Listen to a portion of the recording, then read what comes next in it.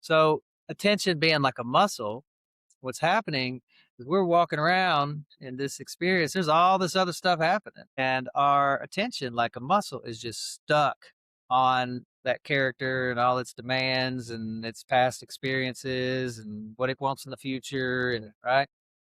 And that is because we're not able to allow feelings and sensations consciously to be a part of our experience. The system just doesn't know what they are. It's like there's this constant effort to repress feelings and sensations by staying sort of like Hyper focused on the addicted. small part. Yeah. I heard someone say one time the number one addiction is to thinking. Yeah. We don't even know what's happening. No. That's the fucking frustrating And we part. don't know that it is related to the nervous system. Right. So I really think that that analogy you just gave, I hope that it connects with the audience as much as it did with me. Um, when you're standing in at work, you can name a ton of places. The kitchen's a really good one, I think, You just it can't relax is what's going because you know that there's a bunch more going on other than you thinking about whatever it is other than what's going on in the kitchen. So when you're there, that is a perfect time to kind of,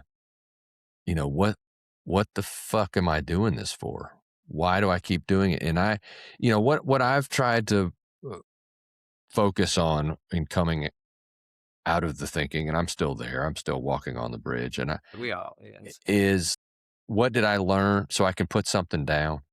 A way that I really accept something Yeah. is what did I learn from it? And that's again going back to how I tell it about Joel passing, that I'm thankful for everything, and that has to include him passing, and that is because of all that I've learned Yeah. from his passing. And Now let me try something just really quick though, because I relate to what you're describing as like almost phases. So one phase becomes our ability to reframe.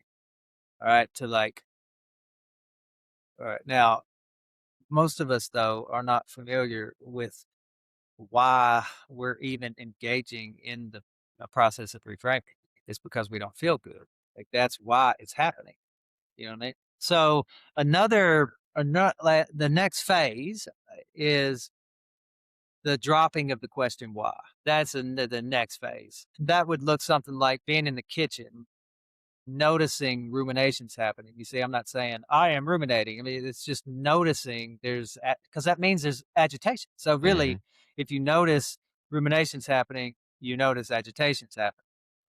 And the next phase is then being able to just focus on the agitation in the body and be back in the kitchen because you know why it's happening.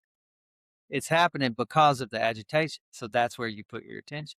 But that really boils down to our system's capacity for discomfort for different kinds of energy, like for discomfort. Because if it exceeds our capacity to really tolerate it and be with it, then our attention, it's like gravity sort of sucks up into the thinking patterns and then our attention goes somewhere else. It's sort of like it's a it's sort of coping like mechanism, our right? energy spreads out. It's sort of like instead of being we can't be fully with what's going on, so then we go into time. Oh, okay.